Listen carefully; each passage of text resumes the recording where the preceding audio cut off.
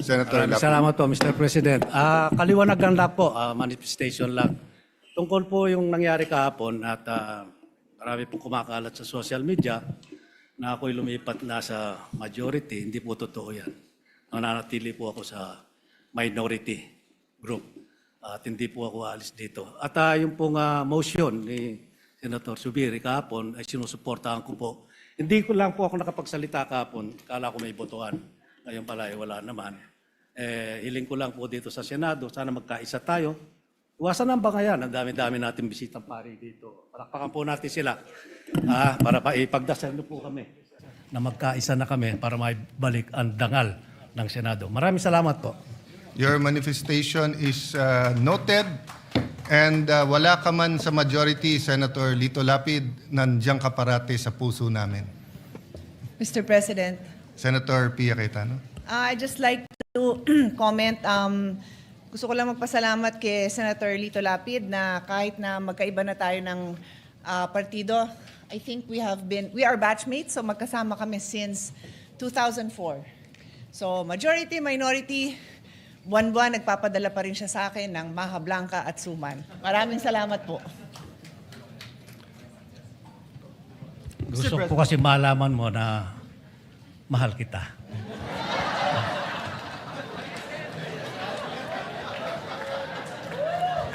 What does the brother say?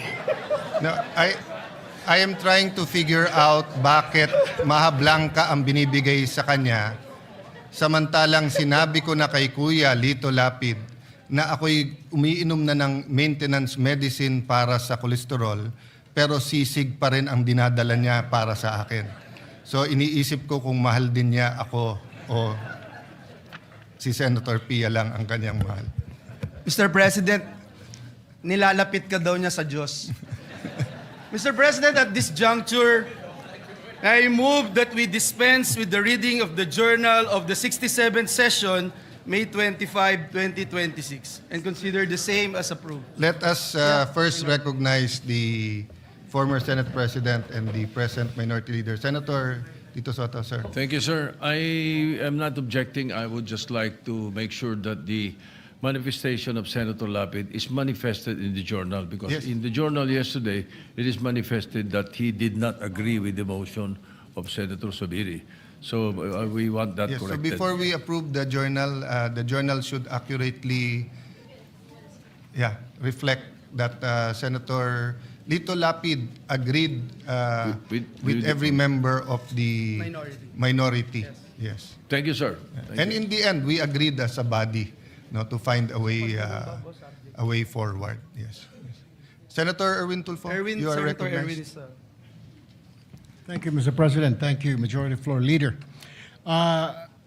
It's a quick manifestation, or if not, a sort of point of clarification, Mr. President.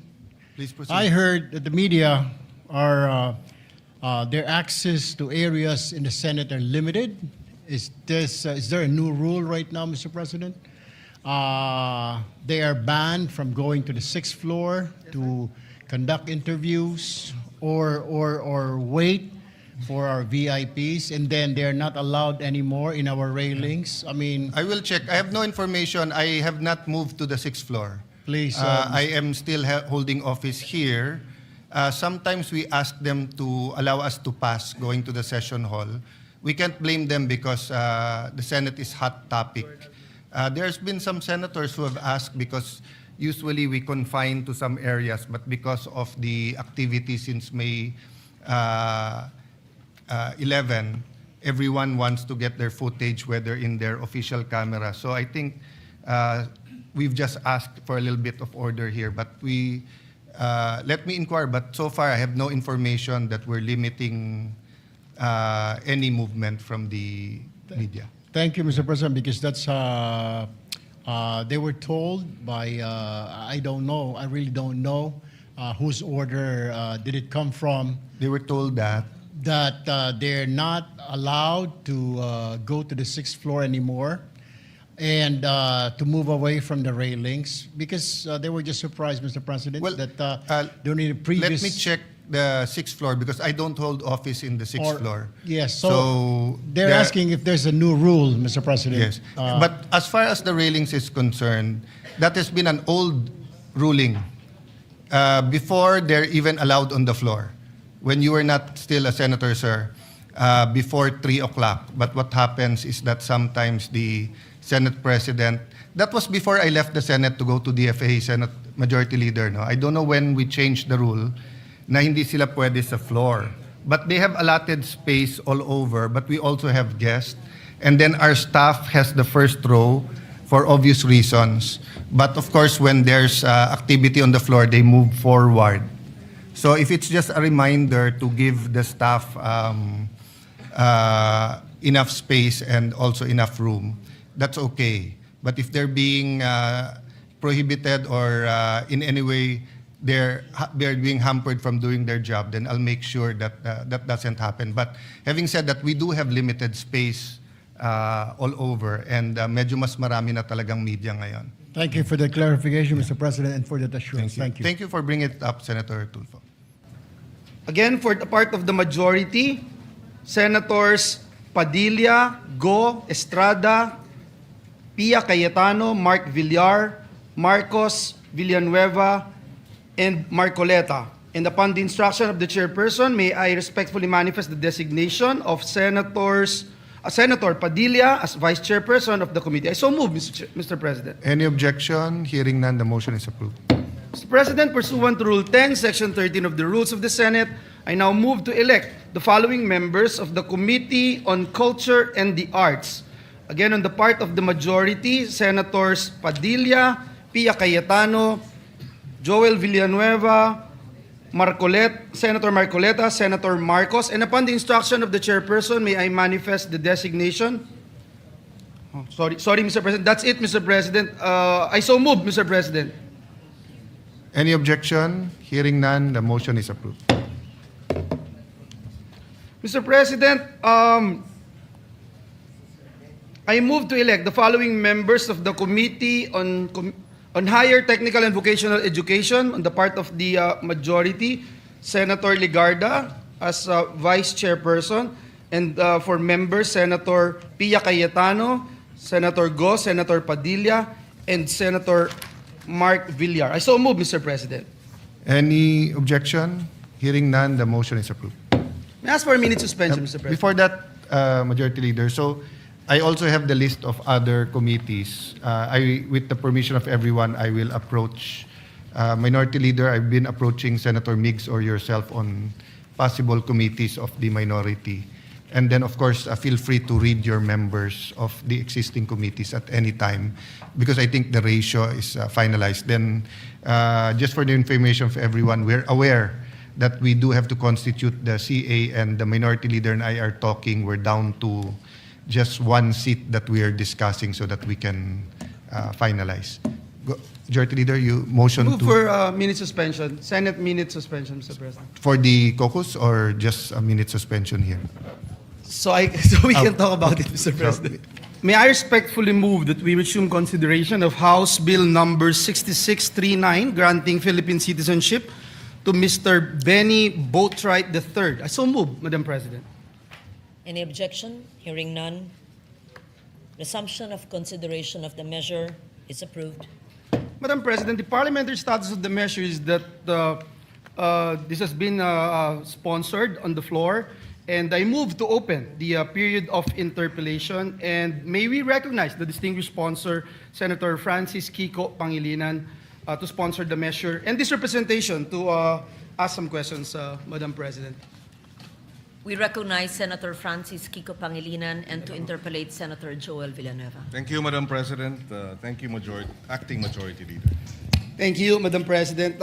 Distinguished colleague, the chairperson of the Senate Committee on the former chairperson of the Senate Committee on Justice. The former, yes. The former. Yeah, may I be allowed to ask some clarificatory questions, some policy questions from this representation, Madam President? Willingly to the basketball star of the UST Golden Tigers.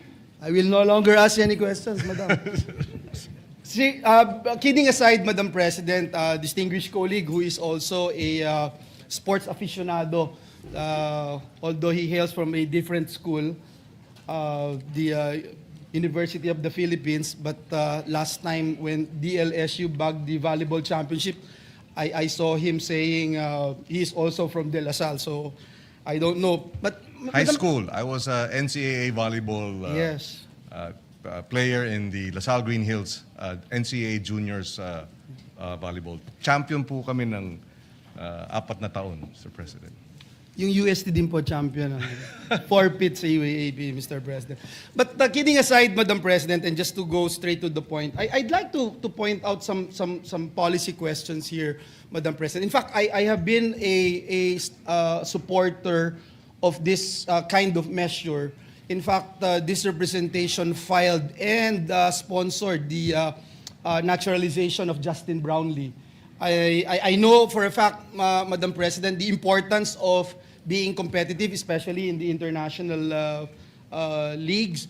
May I ask, Madam President, if the sponsor would agree with this representation that indeed legislative naturalization for athletes must remain an exceptional policy measure and not become a routine mechanism for strengthening the national team?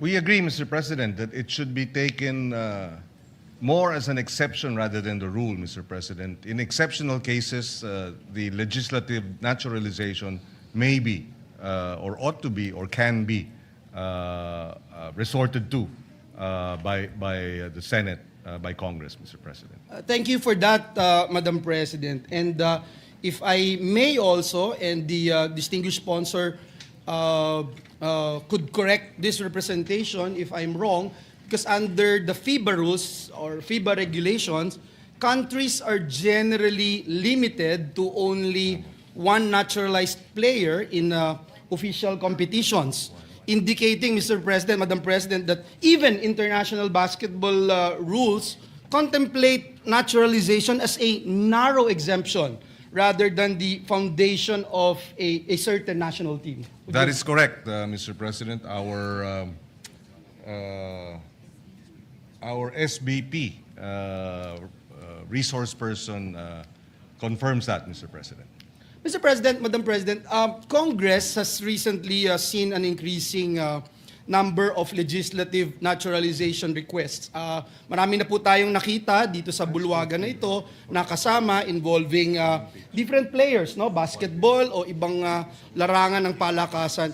Would the sponsor agree with this representation that Congress must now examine whether the frequency of these requests remains consistent with the exceptional character of legislative naturalization? We are more than willing, Mr. President, and we agree that this should be more the exception rather than the rule. We do have to likewise place on record, Mr. President, that while the FIBA limits its naturalization of players to one, this is not the case, for example, for the Asian Games, where the Asian Games Organizing Committee allows for 3 naturalized players with at least 3 years residence. So, while on the one hand you have FIBA limiting it to 1, we find ourselves in the arena wherein the competition, as among other basketball teams in the region, or at least in the Asian Games, wherein they have 3 naturalized players. And therefore, in that case, then we must look at how we can address the ability of our team to compete in such a setup or a scenario, Mr. President. I agree, Madam President, distinguished colleague, and I know for a fact, as a basketball aficionado, this representation represented the country twice in international competition, although not too many people would believe me, but you can Google it. We believe it, Mr. President. Senator Bam believes, Mr. President. But let me point out, Madam President, the complication of having a lot of players. So maybe let me ask this question: how does Samahang Basketball or Samahang Basketball Pilipinas, SBP, would look into this? Paano po napipili yung mga individuals? Paano nilang na-scout at sasabihin nilang, uy, ikaw potential ka to actually represent our country in international competitions? Yes, Mr. President. We are informed that it is the coach of our Philippine team, basketball teams, that do the scouting. And there are several criteria, but currently, given the competition that we are facing, the stiff competition that we are facing, a key component, apart from, of course, the willingness to embrace Filipino citizenship and the attendant interest in becoming Filipino, would be the height, for example. That's why Mr. Boatright is 6'11", 6'10". So that is one consideration, Mr. President, given what we're facing in terms of other basketball teams in the region, Mr. President. The Senate President thought that he is 6'7". So it's 6'10". The height is 6'10". 6'10", Mr. President. Mr. President, I have no problems with the gentleman, the nominee, Mr. Benny Boatright. I have seen him play several times in the professional basketball. It's just that unfortunately, he actually had an Achilles tear, if I'm not mistaken, like a year ago. So that is also my concern. Like, of course, when you look at the pool right now, and I think the gentleman, the distinguished sponsor would agree with this representation, that FIBA recognizes players that acquire their nation's passport before they turn 16 years old as locals. But again, under FIBA international regulations, Book 3, Article 3-21, there is a clause that allows players to still qualify if they have continuously resided in a country for at least 10 years before their 16th birthday. So my point here, Madam President, is that indeed our teams, for example, in this particular case, our Gilas, should really prepare long-term preparation when these issues would come in. For instance, Madam President, and I really feel bad that it took so long for us in Congress to pass that citizenship of Justin Brownlee. And I'm not sure how old he is right now, but I think he has been waiting for about 4 or 5 years before he became a naturalized Filipino, and that's the only time that he represented our country. So again, would the sponsor agree that these rules, as mentioned by this representation, significantly affect long-term roster planning for Gilas Pilipinas? Because, for example, Mr. President, as a basketball aficionado, and I think a lot of us here in this August chamber would agree with me, we have, for example, and we have acquired the services of Jordan Clarkson. We have Filipinos right now playing in the semifinals of the NBA. You have Dylan Harper, half Filipino, from the San Antonio Spurs. We have Jared McCain from the Oklahoma Thunder. So, are we at all entertaining the idea of securing their services to represent our country? Has that been discussed?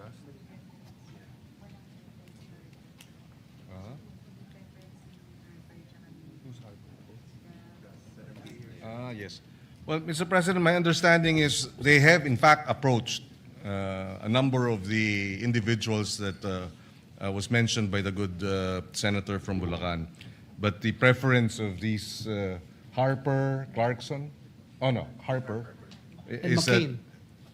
And McCain would be to play for the U.S. teams, Mr. President. But you're right. We agree that there has to be a long-term, strategic intervention that would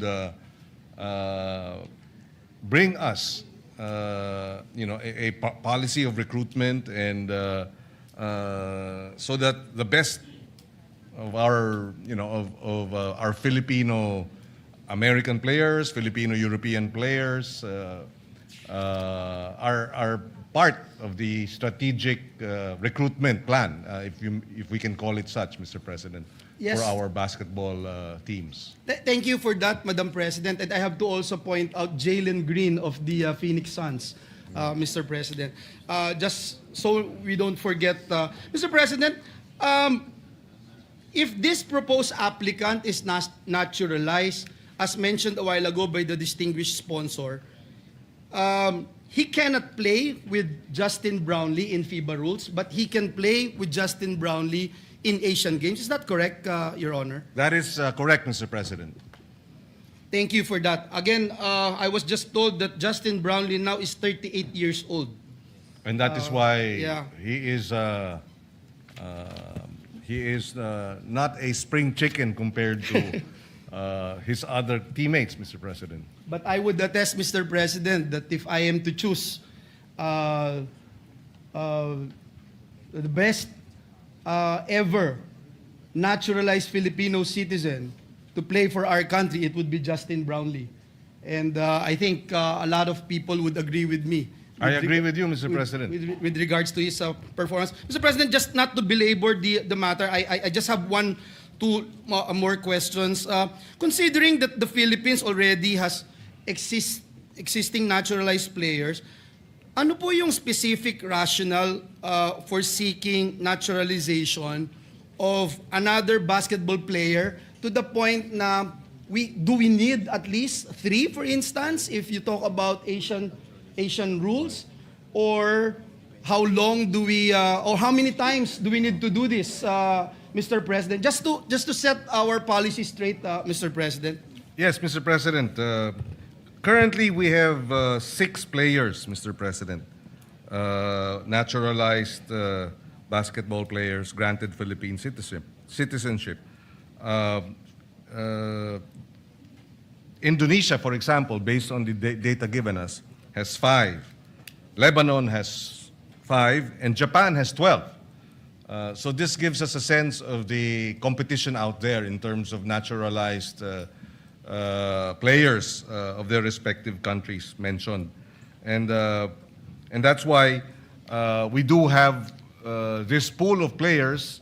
There are several considerations. For example, some of them are better suited with respect to other players in another team. So the chemistry will be different for each player, and therefore a pool of players will then give our coaches more flexibility and leeway in terms of being able to put together a strong team, Mr. President. And it's not a policy that we're only looking after these players with the enormous height advantage. Is that correct, Your Honor, or that is the main goal? That is a consideration, Mr. President, but of course the ability to gel, the attitude, the character. In fact, when we were hearing this measure on Benny Boatright, his coach mentioned that among many or almost a significant number of the imports that he has worked with, walang sakit ng ulo na binibigay itong si Benny Boatright. He is in that sense very manageable and very disciplined, and does not give them any headaches, Mr. President. Yeah, coachable. Coachable. Ika nga, Madam President. And I've seen him, Mr. President, no? And that's why I keep on saying I have no objection of him being naturalized. I'm just trying to do my best to set the stage specifically when it comes to our policies, Mr. President. And as the sponsor made mention a while ago, ang pinaka-importante yung attitude and character.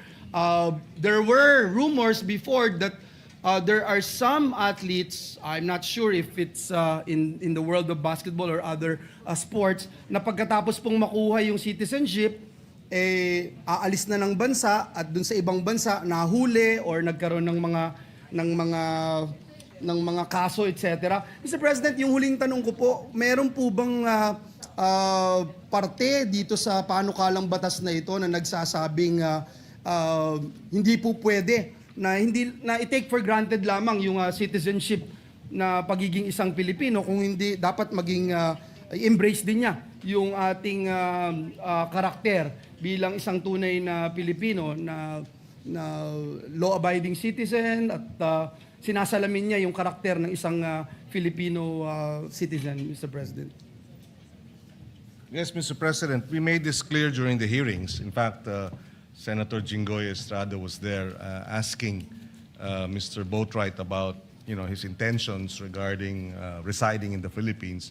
And therefore, yes, there has to be that commitment. This is his second time to come back. He has already played for the San Miguel Beermen in the PBA, and this is his second season.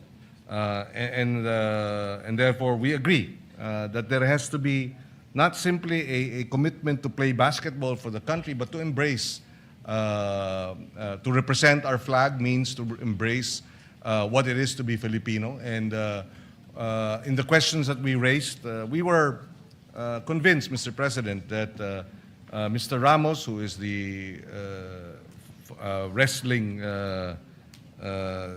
how do you call it, wonder kid in the U.S., and Mr. Boatright qualify in terms of their desire to embrace Filipino culture and become citizens of the country.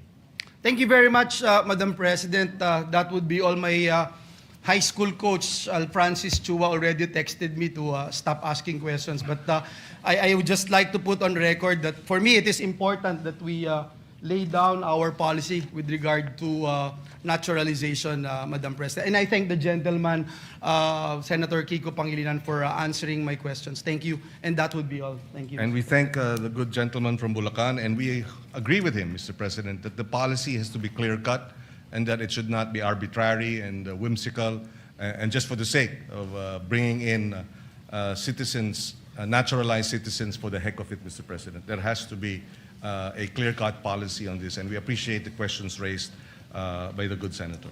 Thank you, Madam President. Thank you, Senator Pangilinan. Madam President, there being no other reservation for interpellation. Thank you, Senator.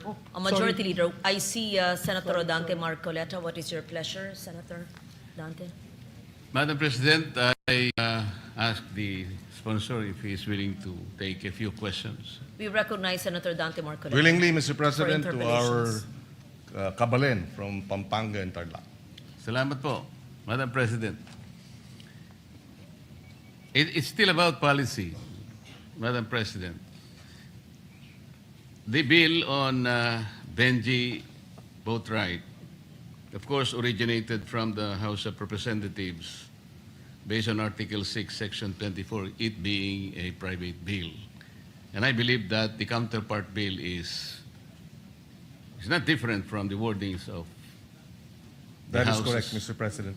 The authors in the Senate will be the Senate President, Alan Cayetano, Senator Pia Cayetano, and Senator Bongo, Mr. President. Yes, Madam President, and let's see, Section 1 says that Benji Francois Boatright is hereby granted Philippine citizenship with all the rights, privileges, and prerogatives, etc., etc. And then on Section 2, Madam President, Sir Sponsor, the same person shall take the oath of allegiance to the Republic of the Philippines before an officer duly authorized to administer the same. Madam President, citizenship is one, allegiance is another. How do we exactly measure the allegiance of a prospective person to acquire Philippine citizenship? Is it because we had a chance, for example, to win one game or two in a competition and that's it? What is the policy? Did we have, for example, a study that in several competitions in the past when we had the opportunity of taking as much imports as we can in order to participate in international competitions, And maybe we had some glories. Maybe we won some, and maybe we lose some. Is that the only consideration because we wanted to shine on one sport that we love most as Filipinos?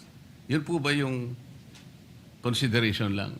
Kasi po, Madam President, yung allegiance po will take the place of patriotism. One who has the ability to do something more for the Philippines. And as a matter of fact, if that citizenship is granted, he should also be prepared to die for this country. Can we, na-measure po ba natin yun sa kanya? Because it seems to me that it's easy to grant citizenship on the basis of how we plays in basketball. Parang napakanipis po naman ng justification. Pagka ganun po ang ating panuntunan lang, paano naman po yung talagang gustong-gusto niya maging Pilipino, but unfortunately, Madam President, talaga pong hindi siya masyadong marunong sa basketball. Hindi natin magagrant yung citizen.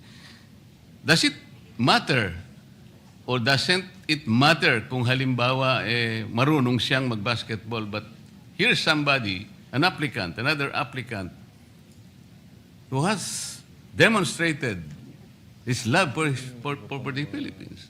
So, saan po ba natin kukwentahin yun, Madam President? Mr. Sponsor.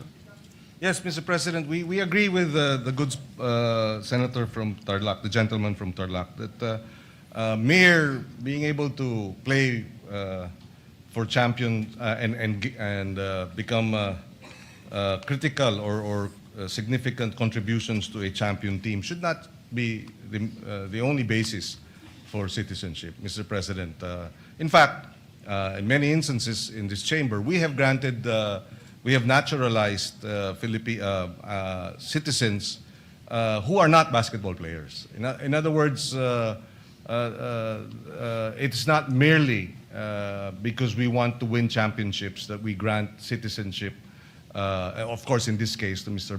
Boatright. And in fact, in the hearings, we made sure through our questions, our searching questions to determine his willingness, to embrace Filipino culture, his willingness to settle down in the Philippines was likewise raised.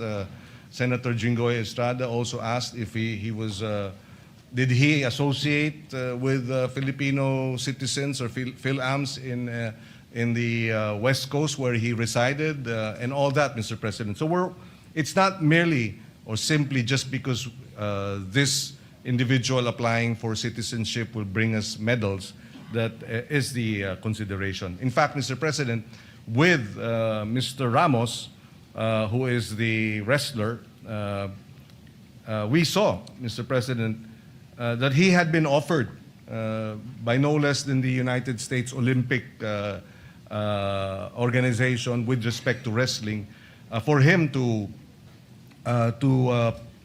play and for the U.S. team, but he declined precisely because he said he wants to represent the Philippines, and that's where yung tinatawag na, and this was on record, yung lukso ng dugo, Mr. President, hinahanap din natin.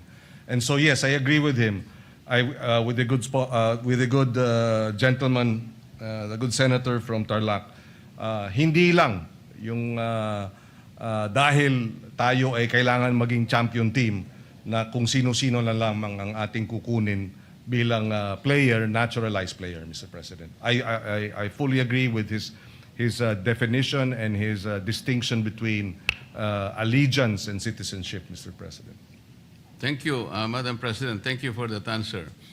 I am belaboring this, Madam President, because yung pong mga ibang naging Filipino citizen kahit hindi basketball players, ang alam ko po, when I was still in the House of Representatives, we were diligently examining the applicant kung gaano po yung kakayahan niya para embrace po yung kultura natin. Ang katotohanan nga po, nagpakita silang lahat ng mga manifestasyon at saka ng mga ebidensya, how they carried themselves how they embrace Filipino culture. Kung ano po ba yung nagawa nila extraordinarily para sa bansa. There were special circumstances, Madam President. Kaya in most cases ay talagang pinayagan namin. Pero pagka yung maliwanag na maliwanag,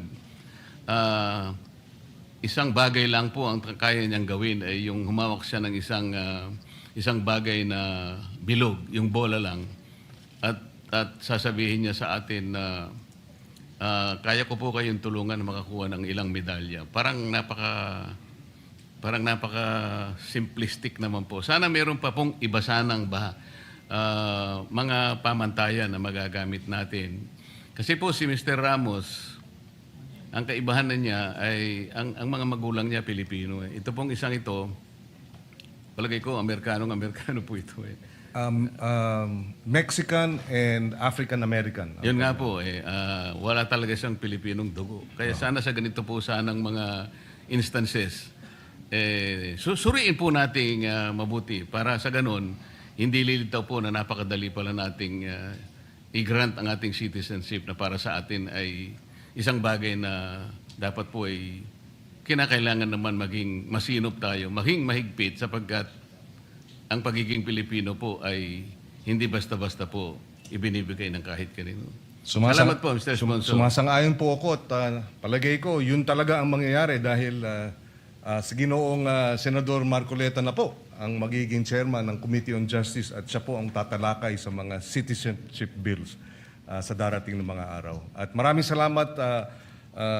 Thank you to the gentleman from Tarlac and Pampanga for the interpellation. Maraming salamat. Thank you, Madam President. There being no other reservation for interpellation, may I respectfully move to close the period of interpellations and debate. So move, Madam President. Is there any objection? Hearing none. The consideration of the measure is closed, and we terminate the period of interpellation. Thank you, Madam President. At this juncture, may I move that we open the period of individual amendments of House Bill number 6639 and recognize the sponsor, Senator Kiko Pangilinan. So move, Madam President. Please proceed. Thank you, Mr. Sponsor. President. Thank you, Majority Leader, Acting Majority Leader. Mr. President, we do not have committee amendments. There are no individual amendments, and therefore, with the permission of our colleagues, we can move to terminate the period of amendments. Mr. We President. join the distinguished sponsor for moving the termination of the period of individual and committee amendments. So move, Madam President. Any objection? Hearing none. The bill has no amendments whatsoever, and therefore it is, consideration of the measure is closed and passed on second reading. With no Madam objection. President, I'm about to move. Okay. You've lang moved. muna. You've yet. not moved for a second reading yet. About to, Madam Closure President. of the period Thank of you. amendments. Thank you. Thank you, Madam President. May I, before we move for just the a quick approval, question, the Senate Senate- President would like Yes, to take we the floor. recognize Senate President Cayetano. Senator Pangilinan, congratulations for all you've done in the Committee on Justice. So if he becomes a citizen, he can already vote. As long as he registers, yes, Mr. President. So he will have voting rights. That is correct. Mr. So Boatright will have vote right will have voting vote rights. rights. Okay. Yes, Just voting wanted to rights. clarify. He will have the right to vote. Thank you, Mr. Yeah, and President. we are all hoping that he votes right. Madam President, I move that we approve on second reading House Bill number 6639. So move, Madam President. Any objection? Hearing none, the said measure is now approved on second reading. Congratulations, Senator Kiko Pangilinan. And Madam President, some of our colleagues wanted to be co-author of this measure. Let me put that Would you into like the to record, read them Mr. into the President. record, please? Yes, Madam President. Who are these co-authors? Everyone present, Madam Everyone President? present to be made co-authors of the said measure. Thank you. Co-sponsor, Madam President. Co-sponsor Yes. or co-author? Or both? Co-sponsor because To co-sponsor the measure, yes. Let it be, let Place in the everyone record. present here today Yes. be made co-sponsors of the said measure. Thank you, Madam President. Thank you. Madam President, I move that we suspend consideration of House Bill number 6639. So move, Madam President. No objection. Hearing none, consideration of the measure is hereby suspended. With the permission of the body, last May 11, 2026, the Yes, sir. Yes. Session yes, Mahina. I resumed session. Madam President, last May 11, 2026, the distinguished gentleman from Tarlac, Pampanga, and Rizal, Senator Rodante Marcoleta, proposed an amendment to the rules of the Senate, particularly Rule 14, Section 41. Pursuant to Section 136 of our Rules of the Senate, a motion to amend the rules must be presented at least one day before its consideration. Hence, Madam President, in compliance with our rules, the gentleman from Tarlac, Pampanga, and Rizal, Senator Marcoleta, is seeking the floor, Madam President. I move that he be recognized to explain his proposed motion, Madam President. We recognize Senator Rodante Marcoleta. Thank you, Madam President. Madam President, I would just like to reiterate for the record the proposal to amend Rule 14, Section 41, Senate session. The proposal, Madam President, is by way of an additional paragraph, Section 41C, after Section 41B of Rule 14 of the Senate Rules, which will state as follows. Section 41C, allow a senator for justifiable reasons to attend and participate in the session through teleconference, video conference, or other reliable forms of remote or electronic means using appropriate information and communication technology. I so move, Madam President.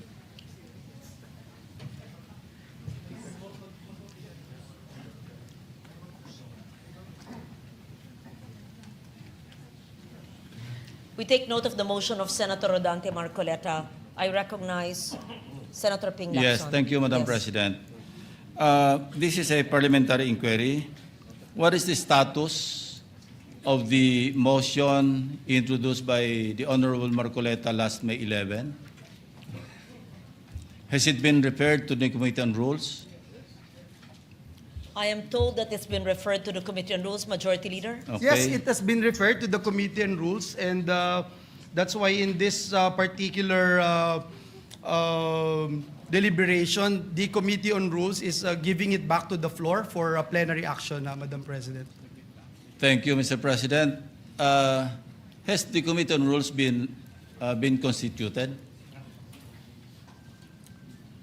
I believe that Senator Joel Villanueva is the acting Majority Leader. Yes. And would be the best position Okay. to answer Thank the you, question. Madam President. In the meantime, I recognize Senate President Cayetano. Madam Chair, with the permission of Senator Villanueva, so the Committee on Rules is not reporting out the No, my question, Mr. proposal. President, I'm sorry, Yes. Madam President, with your permission. My question is, has the Committee on Rules been constituted? Yes. So, Madam President, the answer there is the same answer to the question of Senator Pangilinan and former Senate President Soto, that in accordance with Section 19, this is the same. They continue to function. Having said that, I was explaining that the motion of Senator Villanueva was not for the Committee on Rules to report out what was referred to them, but to return to the plenary. Because if you look at Section 136 of our rules, the rules may be amended by means of a motion, which should be presented at least one day before its consideration, and a vote of majority senators present shall be required for its approval. So you do not need the endorsement nor the forwarding of the Committee of Rules for the amendment of the Committee on for the amendments of the rules. So the only requirement is that it is put on the floor at least one day before, or the proposal is made, and that a majority of the senators present will vote for its approval. So I just wanted to clarify that, just so that we don't have any miscommunication that whether or not the Rules Committee met, who are the members, etc. Because right now that's irrelevant because we have given back to the plenary the proposal. Yeah. Very clear. Thank you, Senate Madam President. President, Senator Lacson's recommendation. does it mean that we are now disregarding the committees of the Senate? So the committee chairman or the chairman of any committee, including the Rules Committee, may just report out any motion or any resolution referred to it in plenary, and then just, it is within his power to just report it out by himself without any deliberation in the committee, without any committee report. Is that the new rule now, Mr. President, Madam President? It is Madam clearly... There's no new rule. I read the rule. Yeah. Senator Lacson is referring to resolutions or And motions. communications or anything referred to the Committee on Rules. We're talking about a motion to amend the rules. We had the option of taking it up, but since everyone asked for one more day, it was given to the Committee on Rules. The Committee on Rules has an option to take it up, but the acting majority leader or acting chairman of the committee gave it back to plenary, and the plenary is more, how do I put it? Supreme, thank you, Senator Lacson, over the committee. So we didn't disregard the committee. It is our choice from the start whether we want to give it to the committee or not. So when we give it, so for example, I have a motion now to to extend the session to June 12 instead of June 5. That could be given to the Committee on Rules, or upon coordination with the House, the plenary can decide it directly, or we can give it to the Committee on Rules, and after he talks to the House of Representatives, he can even report it out, or he can easily, legally, morally, just say that I am tossing it back to the plenary, which is what's happening today. Thank it's you, not a Madam new rule. President. That is assuming that there was no referral. But in this case, and I'd like to invite the attention of the body to Journal number 62, dated May 11, 2026. And if I may read the particular portion of this journal, proposed at 6:25 p.m., the session was resumed. Proposed amendment to the rules of the Senate. Senator Marcoleta proposed an amendment to Rule 14, Senate sessions of the rules, by inserting a new paragraph C under Rule 41, which reads, A or C, allow a senator for justifiable reasons to attend and participate in the session through teleconference, video conference, or other reliable forms of remote or electronic means using appropriate information and communications technology. Now, here's the portion, Mr. President, or Madam President. While expressing no objection to the proposal, Senate President Cayetano A. suggested giving the Committee on Rules time to discuss the matter. Now, my question is, was there any discussion by the Committee on Rules? Apparently, there was none, because it's now being reported out by the acting majority leader without consultation with any of the members. And by the way, Madam President, wala pang Committee on Rules eh. I believe that it was mentioned, and I will reiterate from my understanding that there was no Committee on Rules meeting because that motion is reverted back to plenary. Madam Meaning, Chair. we are not ignoring the fact that, of course, committees must hold meetings, but this particular motion is being referred back to plenary. And may we just put on record, it says in Rule or Section 136, the rules may also be amended by means of a motion which should be presented at least one day, and we're complying with that, before its consideration, and the vote of the majority of the senators present in the session shall be required for its approval. I believe that is what the Senate President had explained. Evidently, Madam President, action was taken. And the action was to refer it to the Committee on Rules, since the position of Majority Floor Leader was vacated. So how can the committee properly function in the absence of a committee? of the committee members. As Now, the Senate I'll invite- President Madam Chair. had stated, Let me finish, there is a Madam rule President. of a continuing operations of the committee But they while were the new head vacated, has Madam not President. Walang members ang Committee on Rules. So we cannot invoke continuity because we vacated all committees, all positions, including the members. And may I invite you to Section 24 of our rules, Madam President. The committees shall hold meetings to discuss, decide, and submit a report on all matters transmitted to them. This was transmitted to the Committee on Rules. So the committees shall hold, including the Committee on Rules, shall hold meetings to discuss, decide, and submit a report. There's no report, Mr. President or Madam President. Madam President. So we're violating our own rules. We recognize Senate Yeah, President Kim. Mr. President, the chair already made the ruling and it's not appropriate to argue with the chair because as explained to Senator Lacson, the committee did not report it out. He read the journal of May 11, but he did not read the motion of Senator Joel today. His motion today was pursuant to Rule 136 of the rules, a motion to amend the rules, meaning if Joel was no longer the majority leader, if I was the majority leader now, or even an ordinary member, that motion was carried. No one objected that we take it up. Because, Madam Chair, we're bringing it back to plenary. So natural po, walang discussion sa Committee on Rules. Kasi wala naman po sa rules natin na kailangan i-discuss sa Committee on Rules. We did that on May 11 so that everyone will have an opportunity to study the rule. It's a very simple amendment. So we should go to the discussion of the amendment if anyone is objecting to the amendment. But definitely, the right to propose an amendment is a right guaranteed by our rules. Senator Marcoleta has an amendment. We should go to discussing the merits or demerits of having that rule.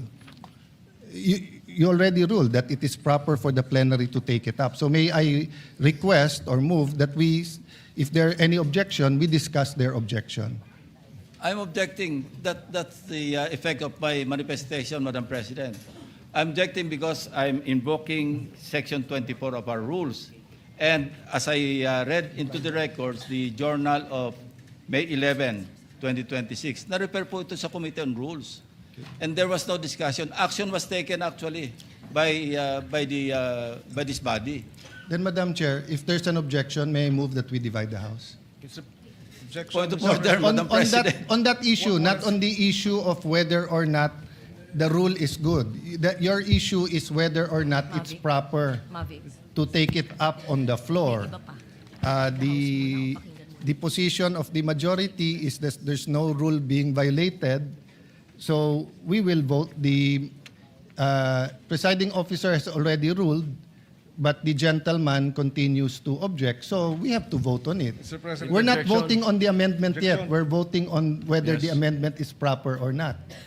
Yes, interjection, Madam President. Yes, Minority Leader, Senator Soto. We will have to support that resolution or thinking of Senator Lacson, which is we did not constitute the Committee on Rules.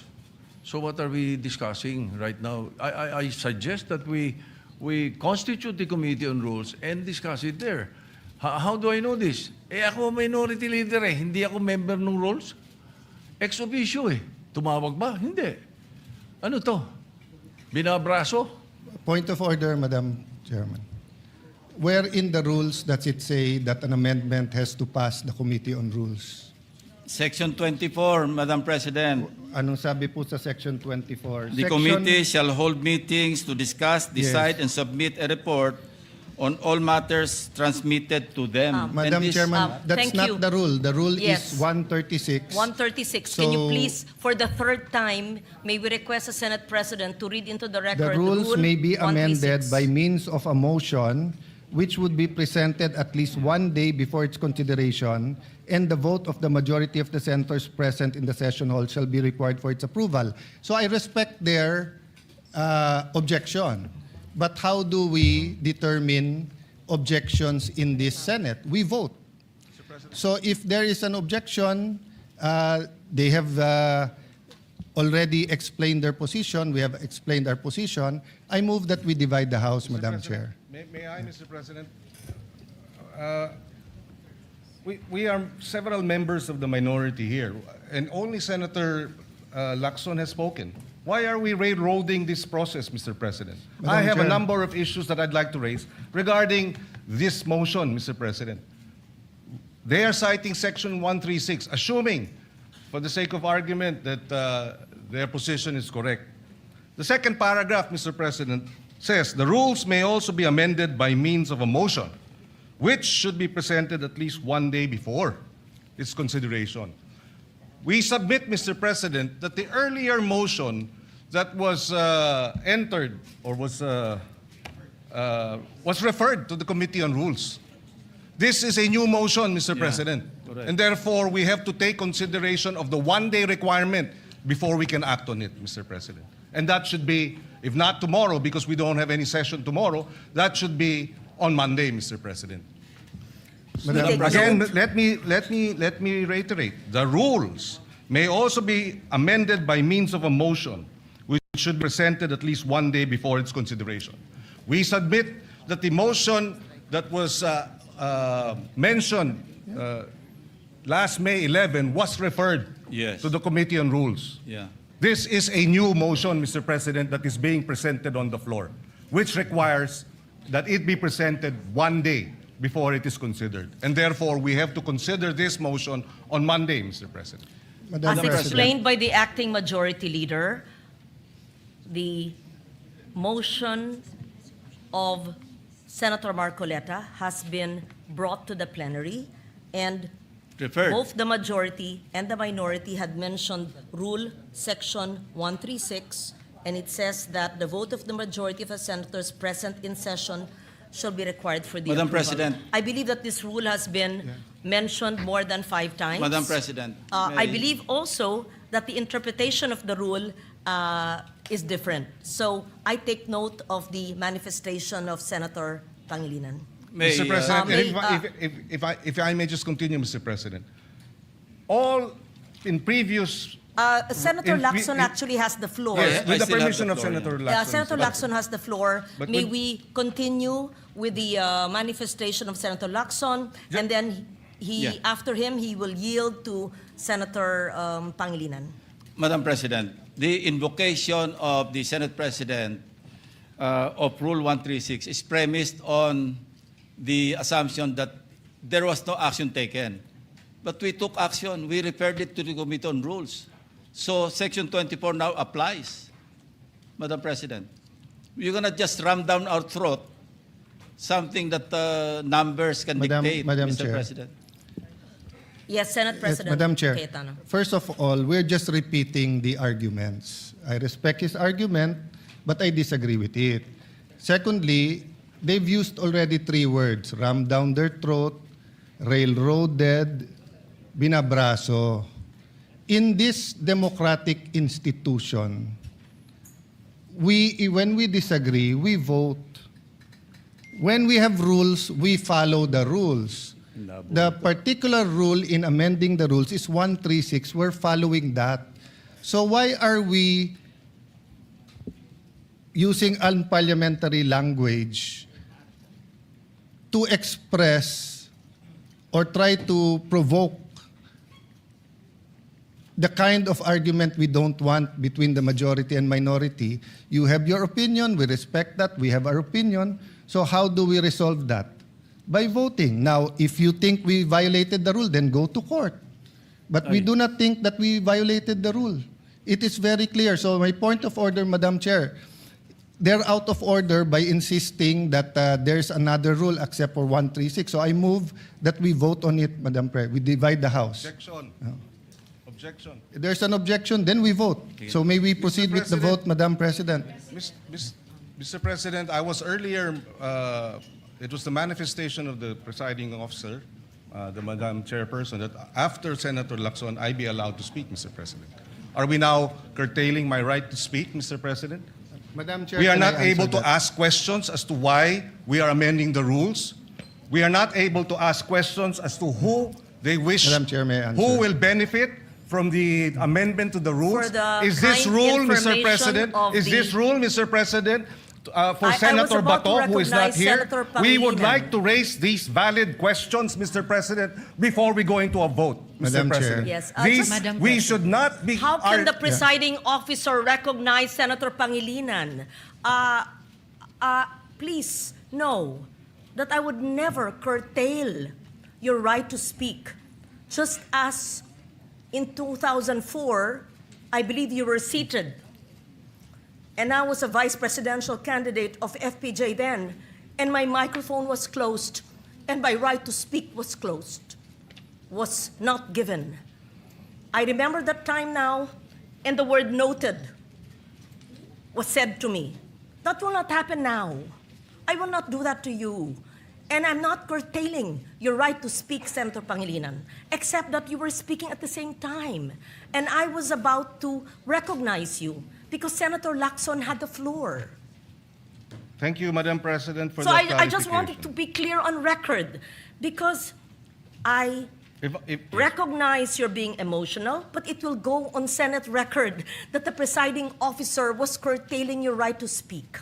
I would never do that, and I would not do what I experienced in 2004 in the House of Representatives in the canvassing of the votes then. Mr. President. Thank you. Madam President, with due respect, Mr. President, I was I'm not yielding- referring to the Madam presiding President, officer.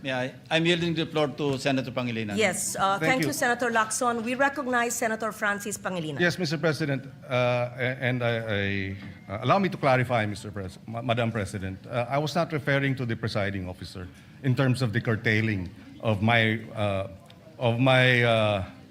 right to speak and to raise questions, Mr. President, because it was the Senate President who was moving to divide the House, Mr. President, without sufficient debates. Mr. President, this is the first time I'm going to experience this in a long time wherein debates are now being curtailed because there's a Since you're motion not to being divide the House. curtailed, we would like to hear your objection to the motion. Thank you. Mr. President, there are a lot of questions that have to be raised as to why this amendment to the rules is being undertaken at this time. Precedent provides, Mr. President, that when we amend our rules, we do so by way of resolution. We do not have that resolution now. In fact, Mr. President, a total 48 amendments of our rules all went through resolutions. This is the first time after 48 amendments, Mr. President, that we do not have a resolution so that we can Point vote of order, Madam Chair. and amend the rules properly, Mr. Yeah, President. point of order. Point of order takes Yes, precedence. Senate President. Point of order takes Yes. precedence First over of all, everything else. I hope we learned our lesson. Senator Pangilinan already apologized to Senator Padilla, then now you're shouting at us. No? No, the record will show, nakatape naman eh. Ang taas-taas ng boses nyo eh. Di ba? You were shouting at kaya nga hindi magkarinigan. Now, what's my point of order? We are not discussing the merits yet of the amendment. No one's curtailing your rights because wala pa tayo dun eh. Ang pinagbobotohan natin ngayon, kung pwedeng i-take up sa floor o hindi. Yun ang itinatake up natin. And the arguments have already been laid out. And Senator Pangilinan and I were together in 2009 where we had debates here where Senator Enrile did not even allow amendments. And then we voted. It depends on every issue, Madam Chair. There's no specific rule of the amount of time. I was asking the gentleman about certain issues in one resolution. He refused nga for further interpellation and said it's time to vote. They were the majority. So, Madam Chair, we're here. We're willing. Senator Marcoleta is ready to take questions. Ang pinagbobotohan lang po natin ngayon, simple lang. Whether or not we can take, whether or not the proposal to amend the rules is in order. Yung pa lang ho. Yung specific amendment, sino magbe-benefit, paano magbe-benefit, etc. We support the right of Senator Pangilinan to ask questions, pero wala pa tayo dun eh. So, again, may I raise the previous question, Madam Chair? The point of order, the parliamentary reason. Go ahead. Be given the right Madam to speak. I am the President, movant kanina pa po here. ako nakatayo dito at I need to nagtataas ng speak because I kamay. am the movant. Senator Madam Rodante President. Marcoleta. Thank you, Madam And then we President. hear Senator Risa Ontiveros. Thank you, Madam and Senator President. Problema Erwin natin, Tulfo. Madam President. Yes, The proceed. Senate President invoked Section 136, Paragraph 2. Kung babasahin po natin ito, Madam President, napakasimple lang. Ito pong Section 136, Paragraph 2, is a special provision in precisely amending our rules. Yung Section 24 po, this is a general rule. Kung mapapansin po ninyo, it presupposes that it will take up all the bills referred to that committee. General po yung function niya. 136, second paragraph, is a special provision. Sa principle po ng batas, yun pong special provision takes precedence over a general provision. Yun lang po, basahin po ninyo. Hindi nga po, it will not even take 1 day because this is not a new motion. Kung mapapansin nyo, ni-reiterate ko lang po ito eh. It was already moved last May 11 pa po. So that is even more than 1 day. So who is talking about 1 day here? Ang pinag-uusapan po natin, unless we respect Section 136, ang linaw-linaw po, it talks about the rules may also be amended. Diretso po ito eh. So this takes precedence over Section 24. Simpleng-simple lamang po ito eh. Madam President. Thank you, Senator Marcoleta. We recognize Senator Risa Ontiveros. Salamat, Madam President. Meron din po akong substantive na interpellation sa motion ngayong araw na nire-raise o itatalakayin ni Senator Marcoleta yung text na pinamudmod ni Senate President sa atin ngayong hapon. Pero una, gusto ko pong segundahan yung sinabi ni Senator Pangilinan. Bagong motion ito, Madam President. Bakit po? Sa ilalim ng Section 24, ni-refer yung unang mosyong binanggit ni Senator Marcoleta noon sa Committee on Rules. Ngayon kung sasabihin na ibinalik yung mosyong iyon, yung unang mosyon ni Senator Marcoleta sa plenary, sino ang gumawa nun? Dapat ang Committee on Rules. Na-initiate na po ang prosesong iyon alinsunod sa Section 24. Hindi pa nga po nako-constitute ang Committee on Rules. Wala pa nga pong minority contingent sa Committee on Rules. So wala pang body na pwedeng ibalik yung unang mosyon ni Senator Marcoleta sa plenary. Kaya ko sinusugundahan ang sinabi ni Senator Pangilinan. Ito pong mosyon na gustong talakayin ni Senator Marcoleta at pinamudmod ni Senate President sa atin, bagong mosyon po siya. Kung kaya't nag-a-apply po ang Rule Section 136 na kailangan bigyan ng isang araw pa pagkatapos ito i-move para talakayin. And tama si Senator Pangilinan, sa Lunes pa po yun, Madam President. Salamat, Madam President. Madam President, without giving meaning to anything, ito Senator pong Marcoleta. mahirap kasi kung wala po tayong legal background dito. Kaya sinasabi ko na nga po, hindi po bagong motion ito eh. Hindi siya bagong motion. Kasasabi ko lang po, May 11, minub ko na po ito Madam eh. Sino po President, magsasabi na bagong motion? point of order. Ad hominem. Sinasabi ko lamang po, ang Hindi, sinasabi Madam ko lang, President, kanina ko po sinasabi. Hindi po tama yun. Section Sasabihin yung kasama 136. niya Pwede po ay ba? walang Session is kinalaman, suspended. Pwede po walang ba? alam. Yes, Senator Cayetano. I'm listening to the two senators and as I mentioned kanina na wag na tayong gumamit ng brasuhan, etc. And I see the point of Senator Risa, but I'm also listening to Senator Marcoleta. It's kumbaga sa libro, iba yung love language, but I don't think they're meant to be any offense. Having said that, we're only discussing whether we will take up the amendment or not. And we have exhausted already all the arguments. This is a simple motion, so I move that we divide the House. May I reiterate my motion. Then we can go into the merits and they can try to convince us whether or not we agree. So the motion is to take up the amendment to our rules. as proposed by Senator Marcoleta. The objection is that it is not in order because we did not follow our own rules. Madam Chair, Madam President, Before that, Madam President, yes, we recognize Senator Erwin Tulfo. Madam President, my question is, why is the majority in such a hurry to tackle this motion? This allowing a senator for justifiable reasons to attend and participate in the session through teleconference, whereas in Rule 14, Section 41, under B, it says convene and hold a session through teleconference, video conference, or other reliable forms of remote or electronic means using appropriate information and communications technology system due to force majeure, Madam President, or the occurrence of a national emergency. I guess, Madam President, this justifiable reason, what is that?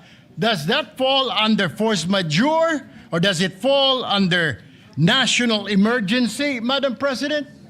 My question Madam is, Chair. why are we in so hurry? Why are they, the majority, in a hurry to tackle this motion and divide the House, Madam President? We need answers in the minority. Madam Chair. Or is it because, Madam Chair, they're in a hurry because of news reports that probably two of our colleagues might land in jail this weekend? Is that the reason why? Is that the reason why they have to have this inserted, the Section 41C, para makaboto po kung sino man yung makukulong dahil sa announcement ng ombudsman na may lalabas na po ang warrant ng ilan sa mga kasama natin, Madam President. That is my question, Madam Madam President. Chair, We the recognize gentleman Senator- is out Senate of order because his question sa nagmamadali, bakit, can be discussed in the actual motion. Can be discussed after the motion whether we should take it up. We take offense that bibigyan niya ng ganyang kulay. It's just like us saying, are you afraid if we have the hearing on the Blue Ribbon on flood control, mababanggit ka rin? You do not make that kind of statements here in the Senate because you assume good faith from everyone. That rule hindi minadali. May 11 pa ho yun. So, Madam Chair, I move that we divide the House. And the voting will be done via viva voce. Madam President, Minority Leader. I move to adjourn or a quorum call.